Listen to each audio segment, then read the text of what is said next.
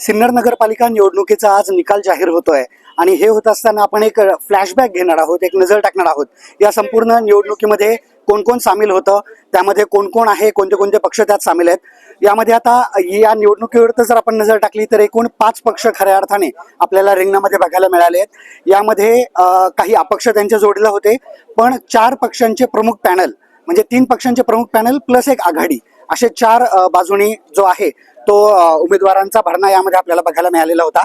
यामध्ये नगराध्यक्ष पदासाठी 5 जण रिंगणात आहेत, नगरसेवक पदासाठी 102 जण रिंगणात आहेत। 107 पैकी निवडून येणारे जे आहेत ते फक्त 30 जण आहेत, कारण एक जण ऑलरेडी त्यामध्ये बिनविरोध झालेले आहेत।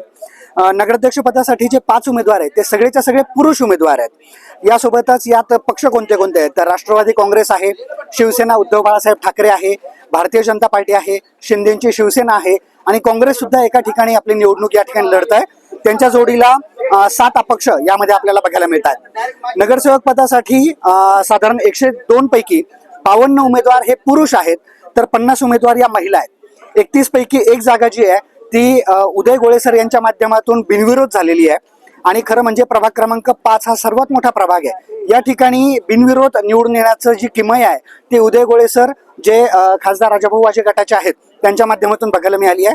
शिवसेना उद्धव बाळासाहेब ठाकरे जो गट आहे तो सर्वाधिक 31 पैकी 30 ठिकाणी निवडणूक लढवतोय।